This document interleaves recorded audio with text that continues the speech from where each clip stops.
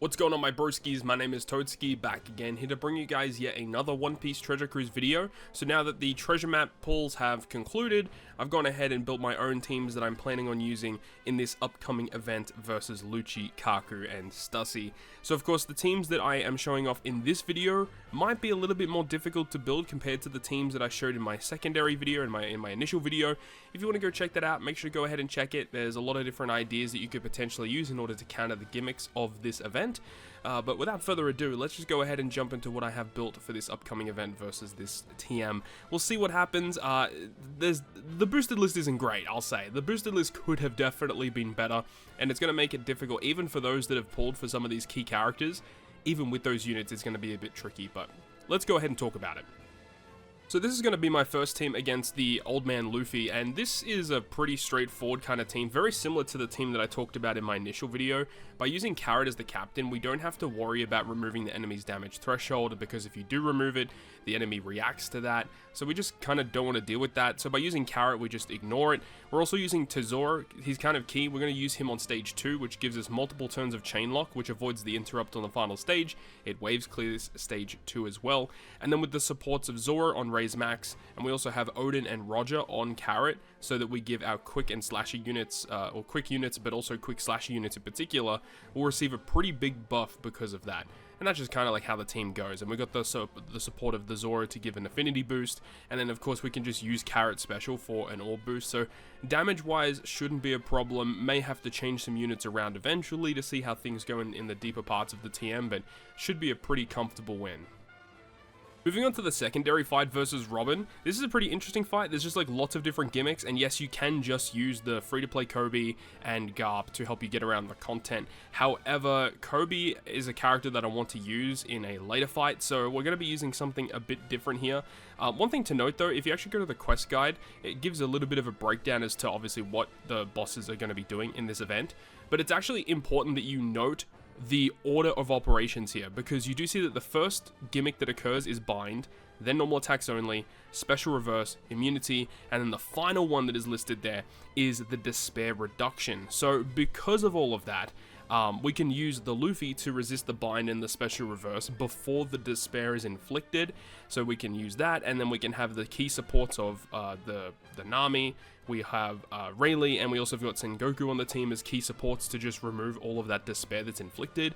And then of course when we kill the enemy, they're going to do it like a decent amount of damage, which normally would kind of hurt, but Luffy does have a revive mechanic anyway, so this is a pretty solid team that should last a decent amount of time in this TM, and ideally don't want to use too many specials. I don't know if Luffy's even going to be ready by the time we reach the boss stage. He should be pretty close to ready, so we may have to shuffle some things around. We've got Zoro for wave clearing, but basically we just have the abilities of the supports to deal with the despair. Luffy deals with the other two gimmicks, and we just kind of just beat down on the boss to get the win.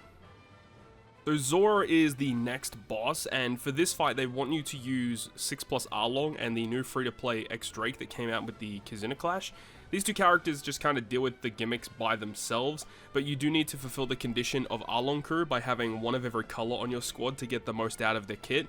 So we are going to be using the Int Vista here as a wave clearer for stages 1 and 2, and then we're just running like high boosted characters that are either Slasher or Striker, that are either Dex or Psy, because we've got Arlong, Drake, and Vista fulfilling 3 of the 5 colors, so we need a Psy unit that's Slasher Striker, or a Dex unit that is either Slasher or Striker. In this case, I've got Toshiki. She gives color affinity boost, which is pretty decent, and then I've got Zoro and Sanji, which is a character that is, like, to be honest, not that great, but they just a unit that fulfills the color requirements, which is all we need.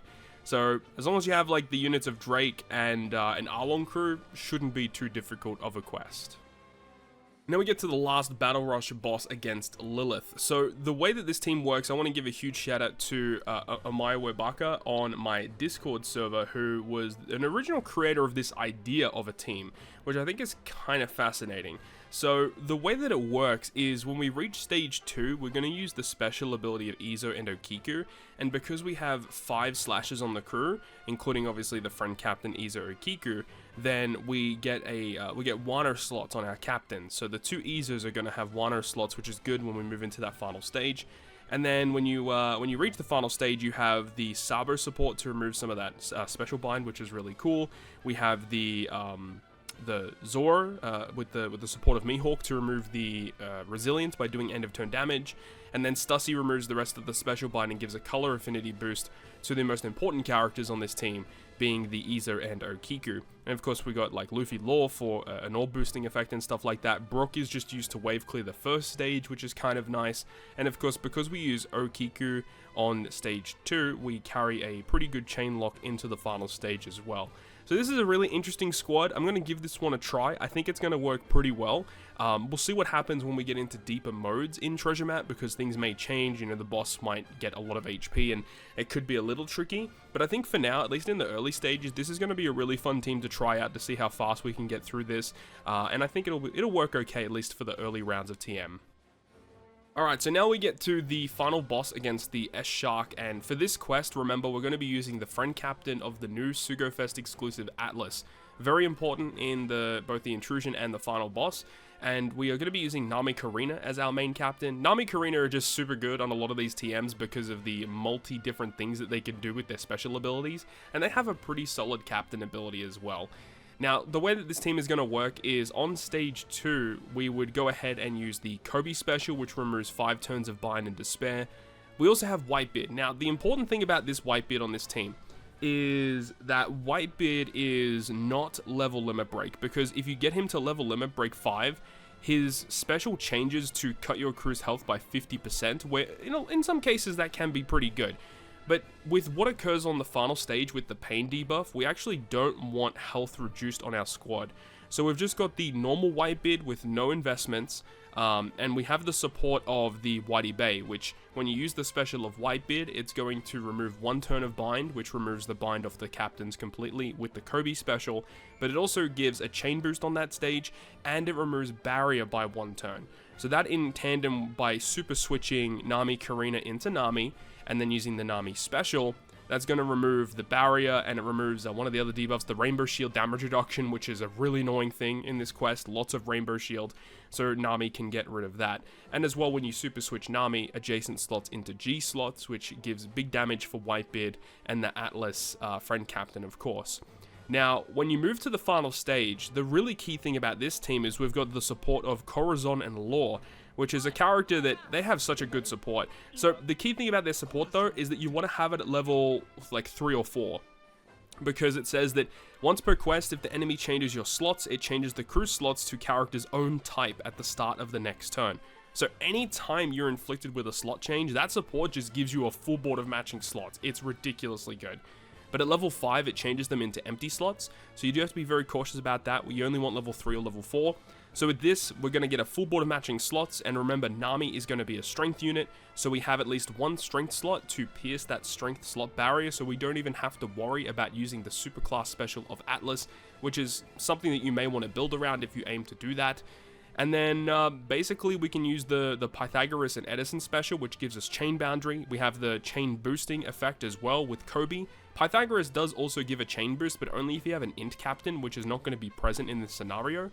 And then we can also use the Atlas special, which will give us another big set of buffs as well. So yeah, this is the team that I have playing right now with the Atlas friend captain to get through the S-Shark boss. We'll see how things go. It's a bit of a wonky team for sure, but it's what you got to do to get through these TM bosses. You got to build some wonky teams sometimes. Alright, so now we get to the Intrusion battle boss, which once again, we're going to be using Atlas as our friend captain. We're going to be using TM Crocodile as the main captain this time around, and luckily we actually do have a full cerebral team, so we are going to make use of the superclass special of Atlas, which is very, very important in this quest. So, when we get to stage 2, we're going to use Kobe for, once again, removal of Bind and Despair. We also can use the Crocodile special on stage 2 to give us chain boundary and an attack boost, and getting through stage 2 shouldn't be a problem. When we reach stage 3, we're going to use the Atlas special to get rid of the orb boost. We'll have Pythagoras for a chain boost, for a chain boundary, should I say. And then the Karina special is really good for removing enemy defensive effects. And then the attack down is the more important thing. So Karina removes the attack down, Pythagoras removes threshold and sets enemy's defense to 0. And then we can also use the Atlas superclass to get a full board of strength slots. We get the orb boost as well. Atlas with the special does also grant an attack boost. So this is going to be a really, really good team for damage on that final stage. And the fact that we can get access to the really amazing superclass special of Atlas for the Intrusion fight, I'm not worried about the Intrusion fight at all, but the S-Shark fight in particular is really tricky just due to the boosted list that we currently have. There's not a lot of good units you can use that synergize with Atlas that remove that rainbow shield, as well as removing like all the burn stuff on that stage. So yeah, it's just a really frustrating fight altogether. But the Intrusion fight, on the other hand, definitely seems a little bit more straightforward. Of course, if you have the units, it's going to make things a lot easier. But this is what I currently have for this current treasure map versus the CP0. So that is going to wrap it up from me. Thank you so much for watching the video. If you enjoyed it, make sure to go ahead and leave a like. And if you want to stay up to date with all the content I post, including more One Piece Treasure Cruise content, make sure to hit the subscribe button down below. On that, guys, I'll see you guys within the next video.